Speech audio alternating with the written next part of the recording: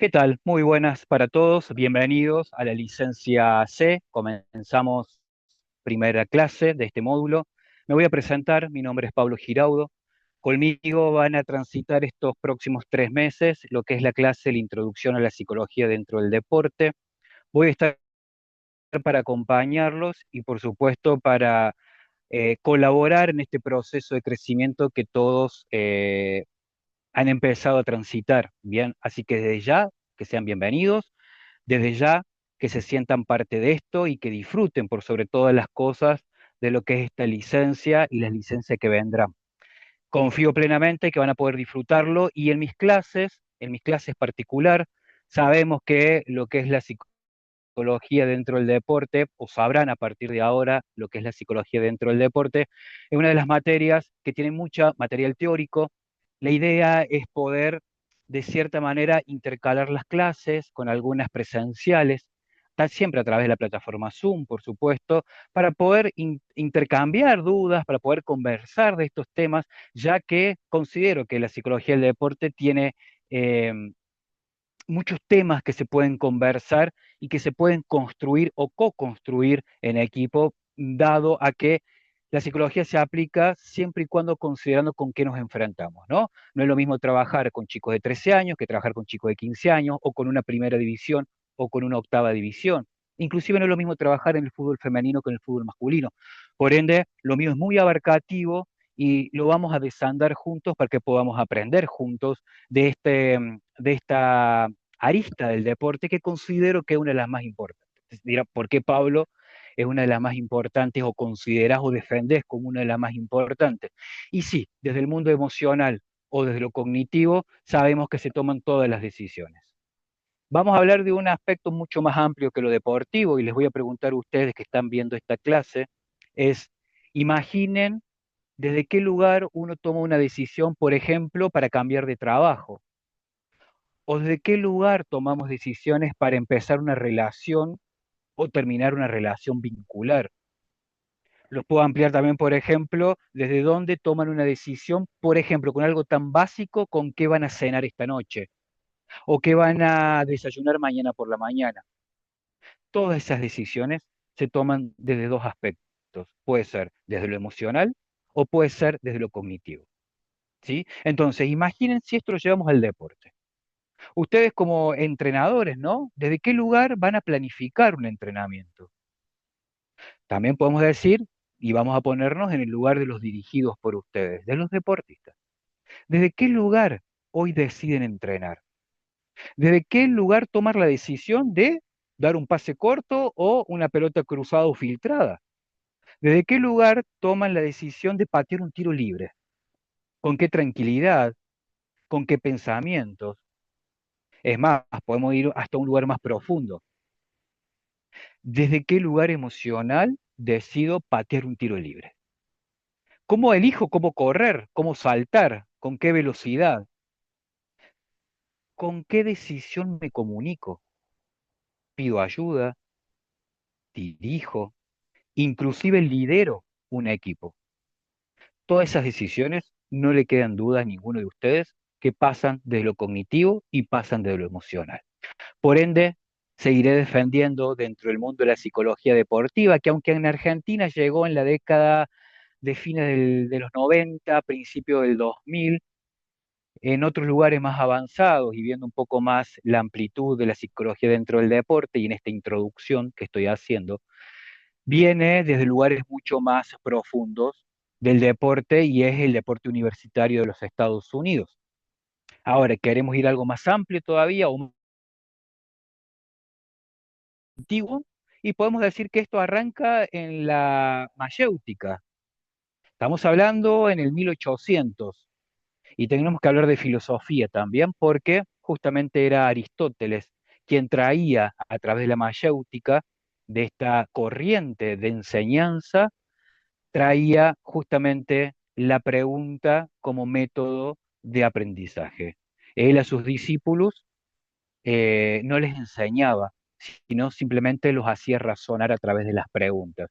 Que cada uno pudiera encontrar sus propias respuestas y hacer de esa respuesta su propio aprendizaje. Fíjense en si es importante. empezar a meternos en el mundo de la psicología deportiva, porque a través de este mundo podemos obtener del deportista, del entrenado, un mundo de recursos que necesitamos para ellos. ¿Ok? Eh, Tenemos mucho para empezar a recorrer, pero me parece que esta introducción es necesaria para que creemos un contexto de trabajo que considero que es necesario, ¿sí? Uno de los principales contextos de trabajo es la confianza. Acá, en un vestuario, en la empresa donde trabajas y seguramente también en tu casa. Con confianza se obtiene un ida y vuelta mucho más fluido y mucho más transparente y sincero. Por eso el vínculo de confianza considero que es la base para poder construir cualquier equipo de alto rendimiento o construir cualquier equipo de cuerpo técnico. Mi confianza hacia ustedes y ustedes conmigo es importante para que podamos terminar dentro de los próximos 3 meses la licencia que corresponde, que es la C, poder transitarla con confianza. Van a encontrar mi número de teléfono dentro del grupo de los alumnos. Cuenten conmigo para lo que necesiten, porque seguramente cuando termine esta clase o las que vendrán, va a haber muchas dudas. No duden en preguntarme, no duden en consultarme.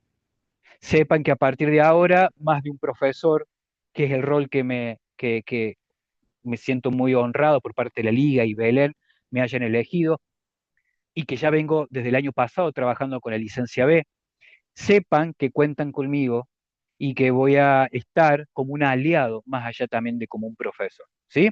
Sepan que al final de este andar de 3 meses que tiene esta materia, vamos a hacer un trabajo final, que ese trabajo final depende del compromiso de ustedes para, por supuesto, poder aprobar esta materia. ¿De acuerdo?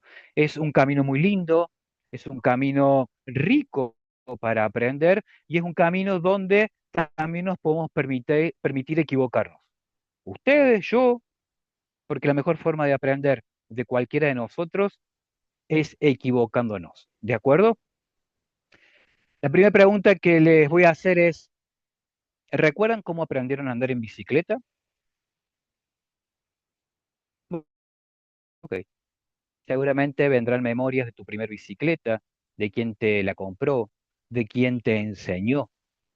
Pero también vendrán memorias de ese aprendizaje de cómo andar en bicicleta y vas a recordar, por ejemplo, los golpes que tuviste, las raspaduras en los codos, en las rodillas, que la primera bicicleta fue con rueditas, seguramente, ¿no? Y te caíste, seguramente, y te costó pedalear, el equilibrio, pero las rueditas te ayudaban, no te caías.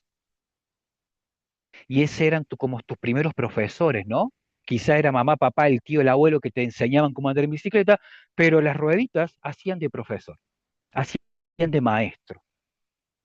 Después, con el andar del tiempo, seguramente te sacaron una ruedita, la típica, y andabas con una sola ruedita de soporte. Te caíste, te volviste a raspar, lloraste, te frustraste, te dolió, porque crecer duele. Y con el andar del tiempo, seguramente te quitaron la última ruedita de apoyo. Y solamente tenías tu bicicleta con tus dos ruedas y tu andar, tu cuerpo, tu alma, todo arriba de esa bicicleta. Perdiste el equilibrio, te habrás dado contra una pared, te habrás caído una y mil veces, hasta que un día, de manera automática, aprendiste a andar en bicicleta. Y me preguntarás, ¿qué tiene que ver esto con el fútbol? Y tiene muchísimo que ver con el fútbol. Tiene muchísimo también que ver con tu ser entrenador, muchísimo que ver con tu ser entrenador, porque vas a empezar a encontrar coincidencia en este andar cuando cada vez que recordemos cómo aprendimos a andar en bicicleta y veas en un espacio de entrenamiento a tus dirigidos, a tus jugadores, y vas a ver que vas a encontrar coincidencia con aquel hoy adulto que alguna vez fue un niño y que alguna vez aprendió a andar en bicicleta. Te tocará hacer en algunos momentos ruedita, será la derecha, será las dos, o serás la derecha o serás la izquierda, o posiblemente seas el que compra la bicicleta, también te toque ser el que empuja y da el envión cuando el niño no se anime empezar a pedalear. Hay algo muy importante que saber, y yo siempre esto lo recalco en cada espacio que me toca disertar o colaborar, inclusive en un vestuario, en algún club que me toque trabajar, es que nuestro mayor desafío como formadores está en brindarle al deportista, no importa la edad, al deportista, la mayor cantidad de recursos posible.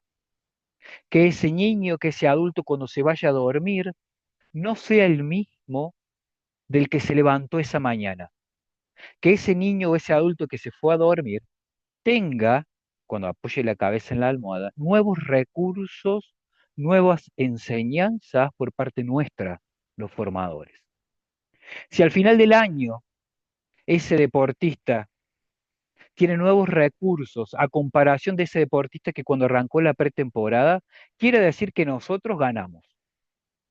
Imagínense si nosotros enseñamos a ganar, ganar. ¿Qué es ganar, ganar? Gano yo, gana el deportista. Gana el deportista, gano yo. Por ende es un ganar, ganar. ¿De acuerdo? Y con esto ganan los padres, con esto ganan las subcomisiones, con esto ganan los directivos, con esto gana el equipo. Bien.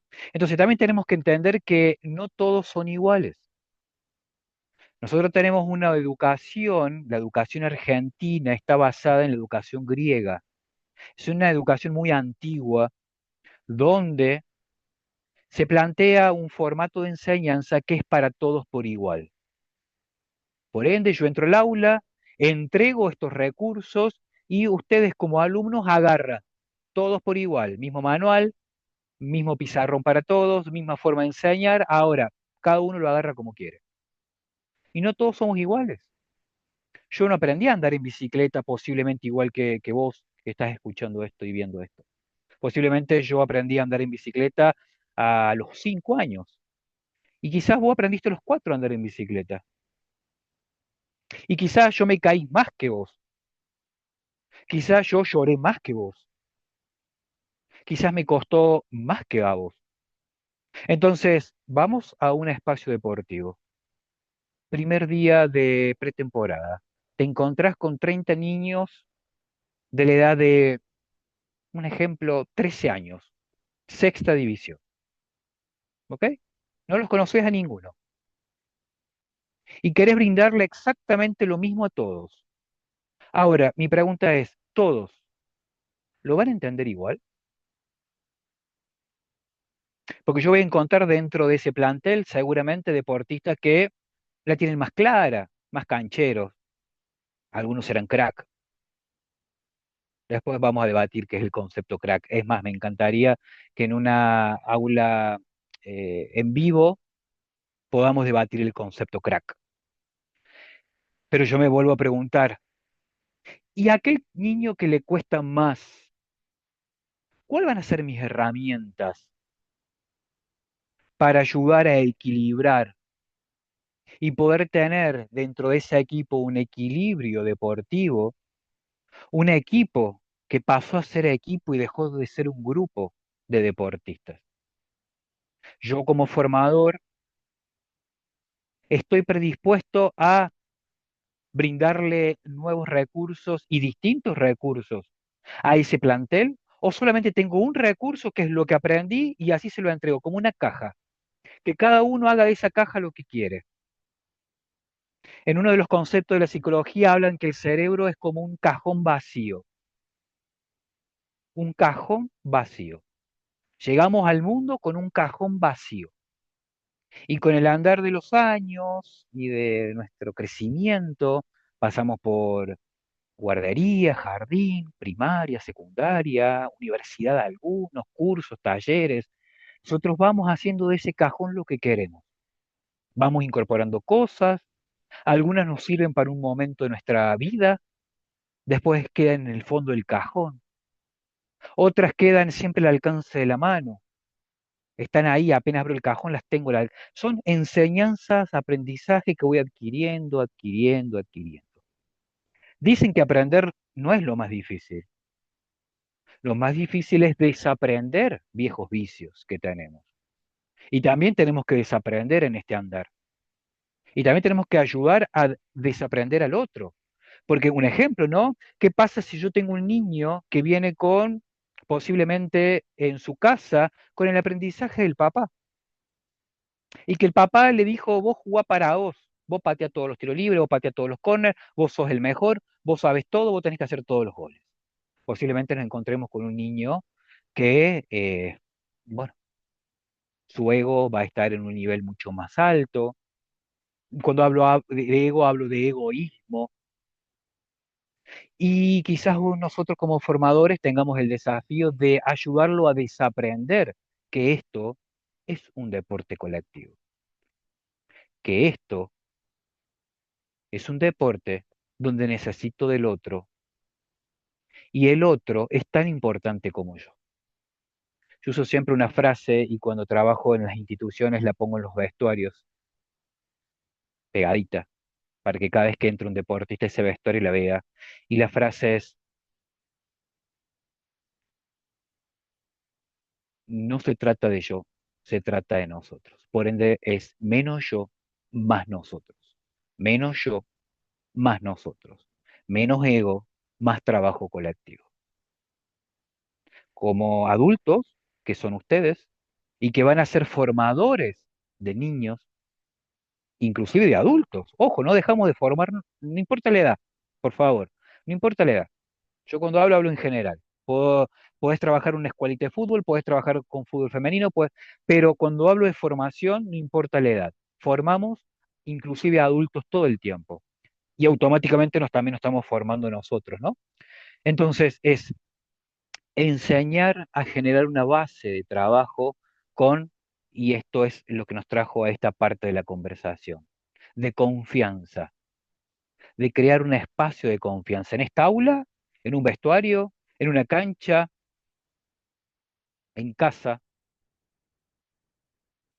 Es necesario crear un espacio de confianza. La confianza genera algo automático y que vamos a empezar a hablar, que es la adhesión.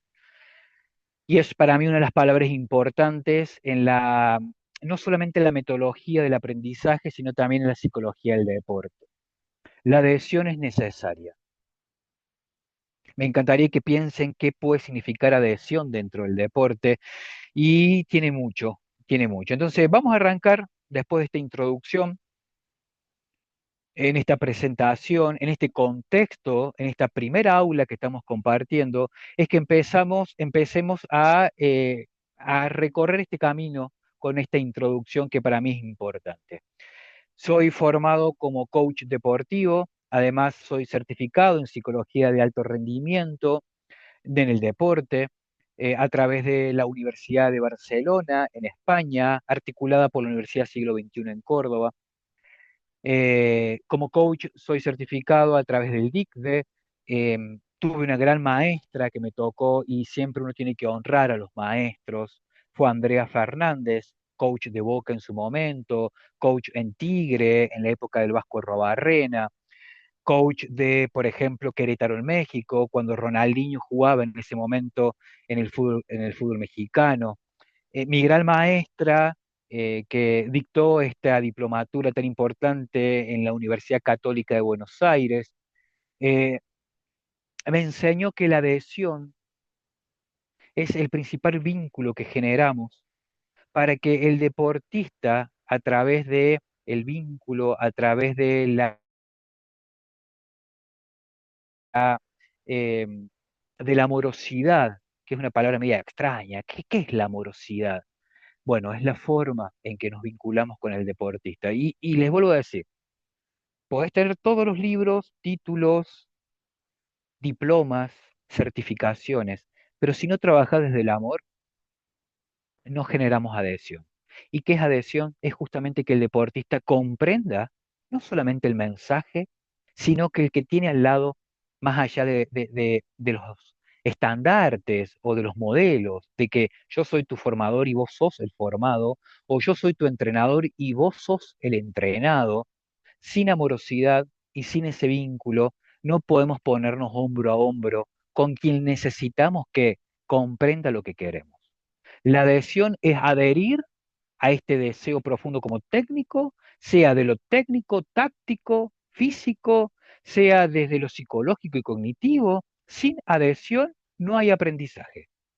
Entonces, comencemos a desandar esto hablando de que el entrenamiento deportivo es mucho más que un espacio de desarrollo, donde el deportista viene a incorporar habilidades deportivas. El entrenamiento no solo determina las capacidades de los atletas, sino que además fundamenta la existencia de un actor responsable de decidir en relación con el contenido del entrenamiento, cuya persona es el entrenador.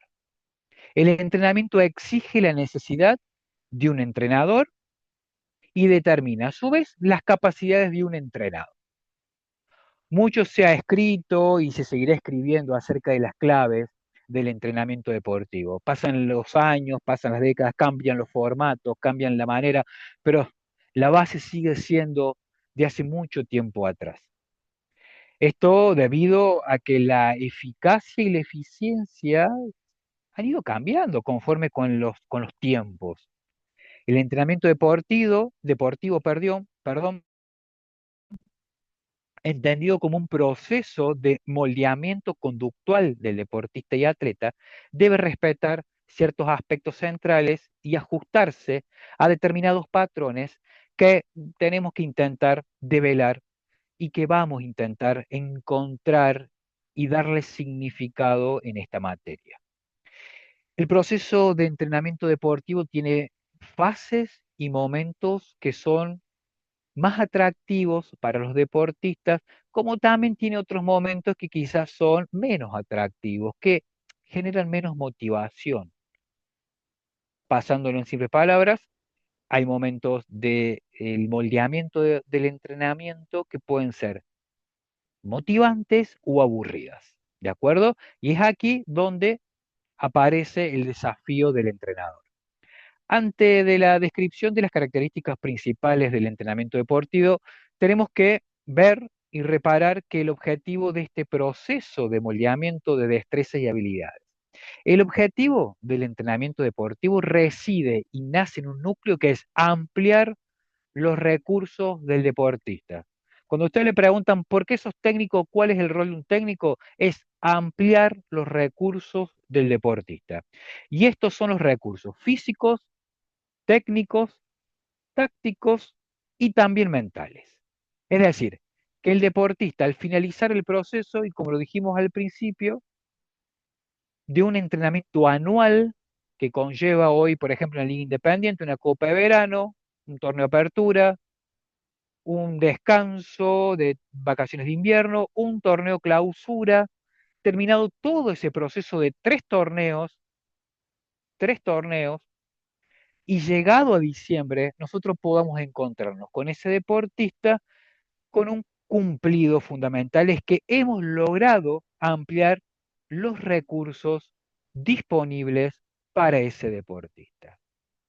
Nuestro primer aporte para quienes se desempeñen en el ámbito deportivo es entonces recordar que el entrenador debe disponer de la frecuencia, cantidad, duración, el estrés y la intensidad del entrenamiento, de manera tal que amplíe los recursos de todos los deportistas. Repito, bases fundamentales que el entrenador debe considerar a la hora de planificar un año entero rumbo a lograr mayores recursos para un deportista. Tiene que tener en cuenta, pilar uno, disponer de la frecuencia de los entrenamientos, la cantidad de entrenamientos, la duración de los entrenamientos, el estrés que puede conllevar esto y también la intensidad de los entrenamientos.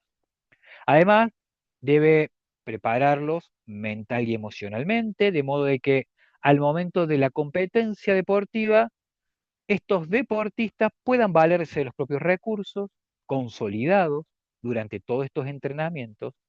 Y este es el gran desafío que le da nombre y que determina y que proyecta al entrenador deportivo. ¿Con qué voy con esto? Es que no es parar un 4-4-3. perdón, un 4-4-2. No es un 4-4-2 eh, solamente. No es solamente enseñar a correr rápido, saltar alto. Es un todo. Y en el todo y en esa toma de decisiones no podemos pasar de alto el estrés que genera una competencia en un deportista. ¿Ok?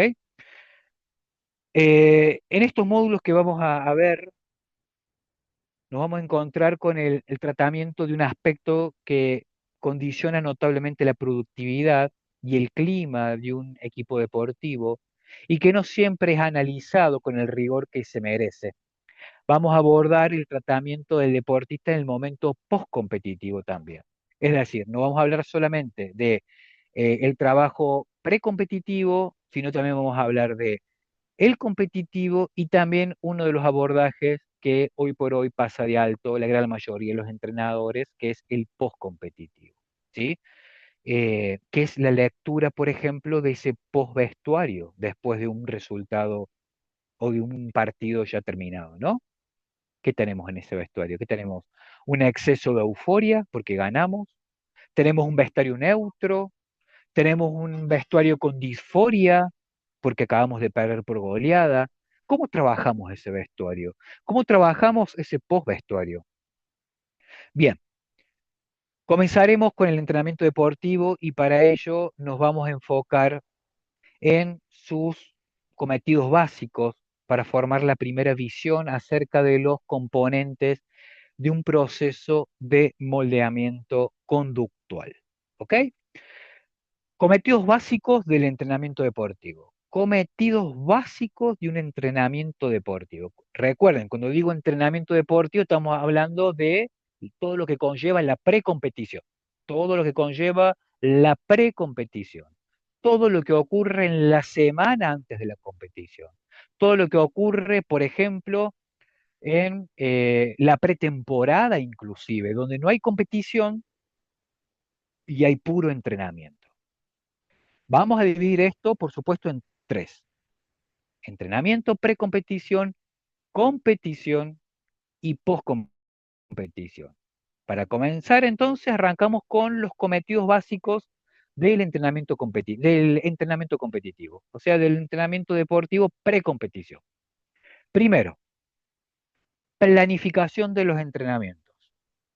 Segundo, y acá aparece la palabra mágica, adherencia a las sesiones de entrenamientos y otras medidas complementarias. Adherencia, vuelvo a decir, lo que el deportista, tenemos que lograr que el deportista quiera venir con ganas al entrenamiento, que venga con amor a este lugar, que entienda mi mensaje, que venga motivado, que entienda cuál es el camino, la meta que queremos lograr con este equipo, que entienda las bases de la institución deportiva, que con solo mirarnos nos entendamos a final de año. Hoy, por supuesto, no, lo estamos conociendo, pero que a final de año con solo mirarnos entendamos de que esto es lo que queríamos, esto es lo que queremos. El tercer cometido es el aprendizaje de habilidades y conductas relevantes. Vamos a aprender del cuarto punto, que es el ensayo repetitivo de habilidades y conductas relevantes. Entiendan como ensayo repetitivo es que nosotros como deportistas tuvimos que repetir distintas actividades o entrenamientos para que el deportista pueda incluirlas y hacerlas parte de. Esto tiene que ver cuando hablamos de la bicicleta y caernos, ¿no? ¿Cuántas veces tuvimos que ensayar cómo es andar en bicicleta para que un día podamos andar solos y sin caernos? El otro punto, si no me equivoco, el sexto, es la preparación específica de la competición, que es ultimar esos detalles analizando la competición previa, ¿no? Es decir, contra quién nos enfrentamos, cómo se para el rival, en qué cancha vamos a jugar, los detalles de las dimensiones de la cancha, no sé, el contexto de esa cancha, la específico es, por ejemplo, el estado del campo de juego donde nos vamos a enfrentar. Bueno, lo más específico o puntual en esa preparación antes de la competición. Y como último punto, la evaluación del entrenamiento, que muchos profes olvidan, ¿sí? Que es la evaluación del entrenamiento. En coincidencia con lo que venimos hablando, hay un psicólogo y ex deportista español. En mi formación, la gran mayoría de los manuales y libros que estudiábamos vienen de la base que utilizó el Barcelona en la Masía o en todo lo que es la formación de la universidad que Barcelona tiene. Y uno de los principales autores es José María Buceta, que lo podrán encontrar en muchos libros relacionados a la psicología del deporte y sobre todo en la formación de niños. Buceta, en uno de sus libros, en el año 98, habló del entrenamiento deportivo que cuenta con tres cometidos de su, que, cometidos que son permanentes y de cuatro que no son permanentes, sino que son alternativos. Repito, habló de tres etapas del entrenamiento que son permanentes y cuatro que son alternativos. Las etapas permanentes, que es decir, que se dan todo el tiempo dentro del entrenamiento, son aquellas que deben desarrollar o desarrollarse a lo largo de todo el proceso de entrenamiento deportivo y ellas son, uno, la planificación del entrenamiento. Lógicamente se da todo el tiempo.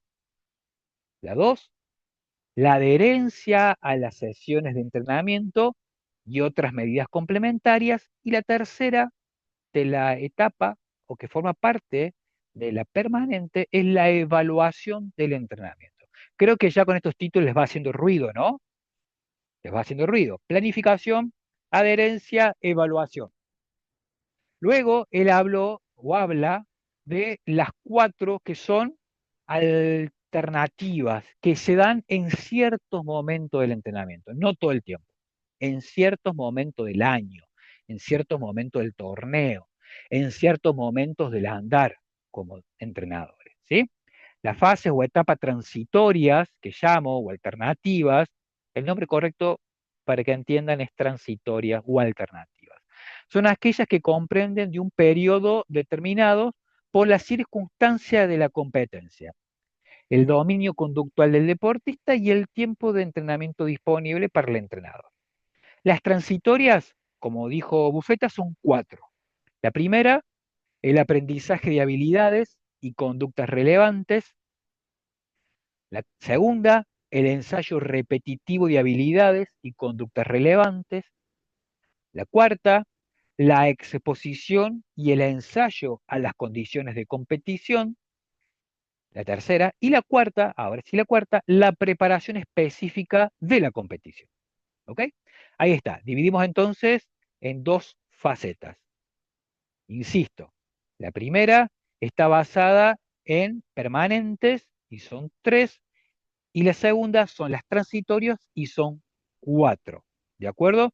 Yo les voy a compartir ahora una imagen para que, permítanme en un instante, para que la podamos graficar. Igual quédense tranquilo porque yo a esto, al final de cada clase, voy a ir armando, o cada 15 días armando puntualmente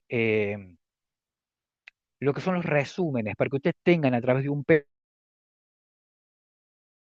observado. ¿Ok? Ahí las tenemos. 7 fases del entrenamiento psicológico. 3 son permanentes y 4 son transitorias. Ahí las pueden revisar. Las hemos nombrado recién. Las permanentes son las que se dan todo el tiempo. Planificación, adherencia y la evaluación.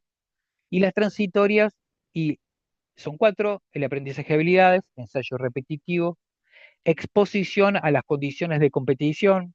La palabra se lo dice, ¿no? Es tratar de eh, les voy a dar un ejemplo,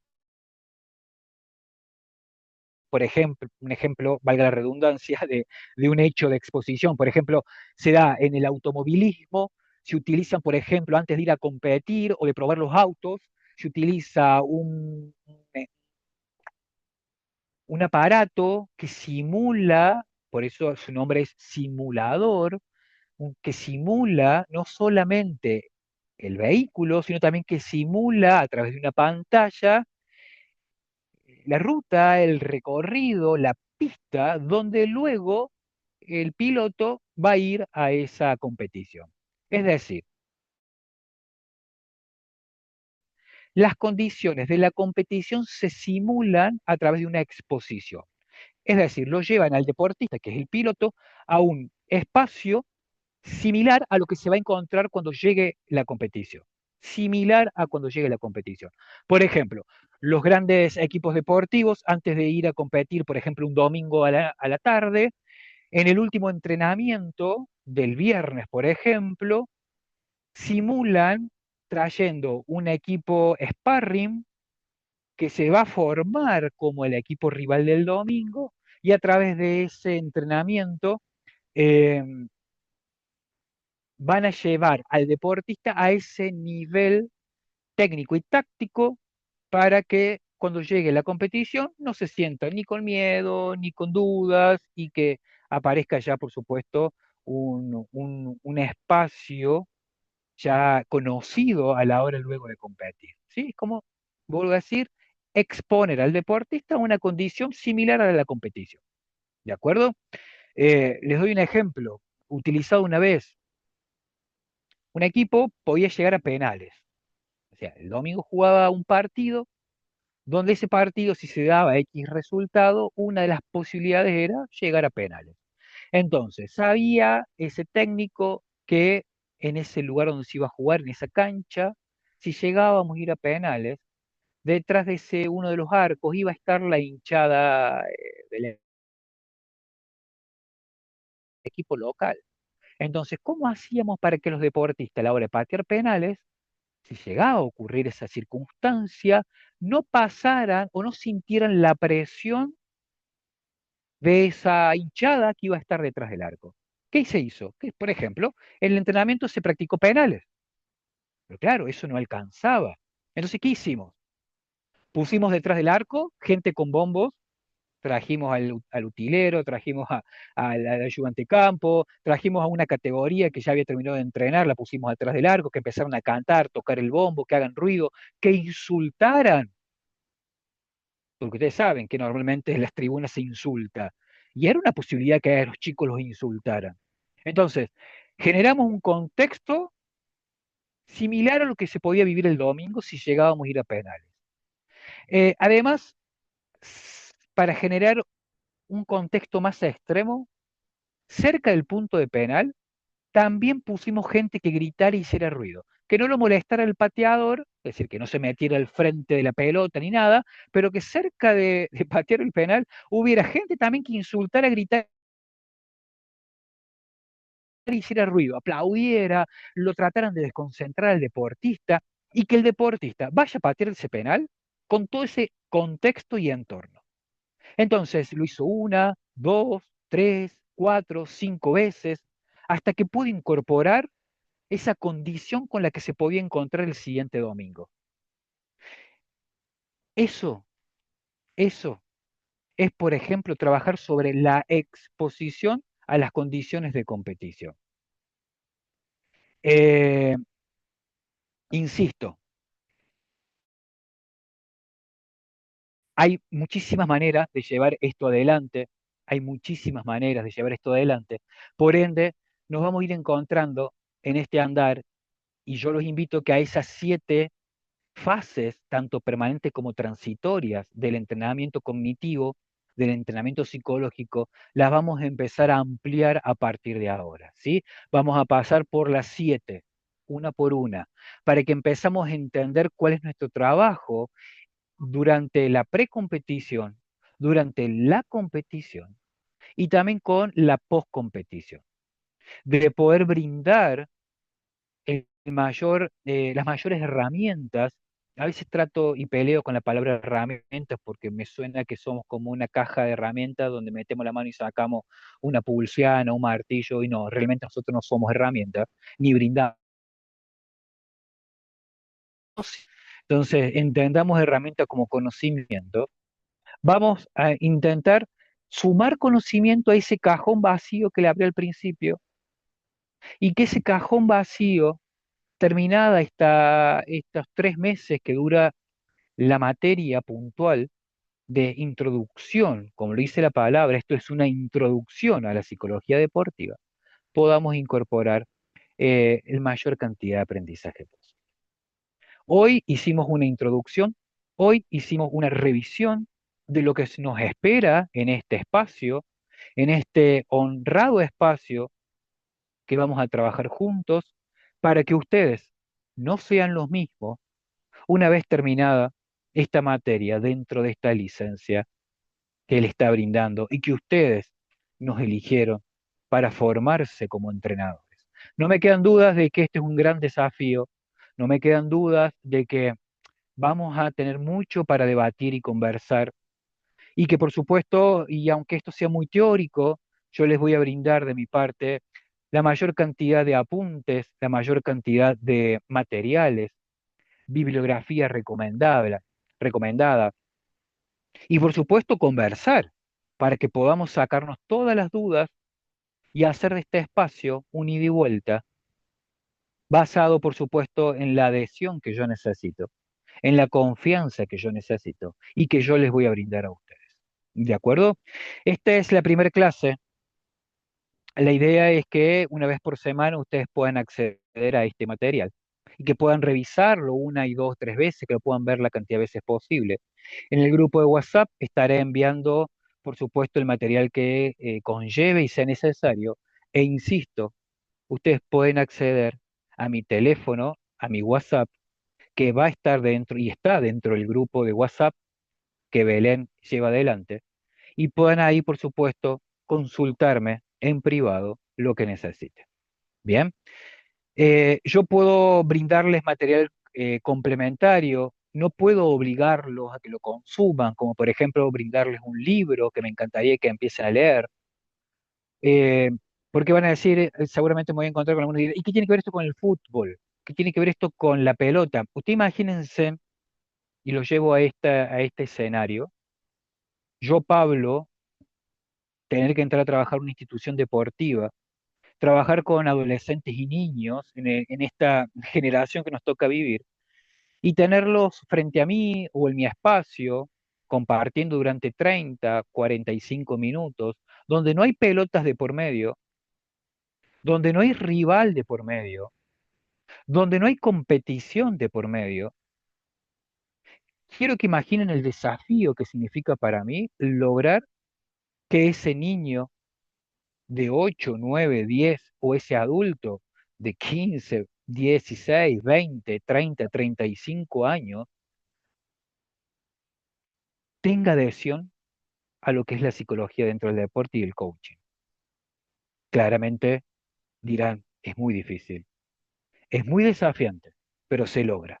Entonces, por ahí mucho del material que le puedo brindar tiene que ver con la parte más profunda del aprendizaje y no tanto con la pelota, con con una formación táctica sobre un rival, sobre el parado técnico, sobre la técnica de un deportista, sobre los manuales puramente del deporte, sobre la visión de algún entrenador que puede ser referente de ustedes, sino que en mi espacio se habla desde otro lugar y para que eso ocurra o tenga su magia es necesario que el que está al frente comprenda y tenga la famosa adhesión que necesito. Por ende, los materiales que les puedo brindar a todos ustedes tengan que ver no tanto con el deporte y el fútbol, sino con algo mucho más profundo, que es que la enseñanza viene del alma, ¿de acuerdo? La enseñanza viene de mucho más adentro y es un lugar que algunos llaman alma, otros tendrán otro nombre,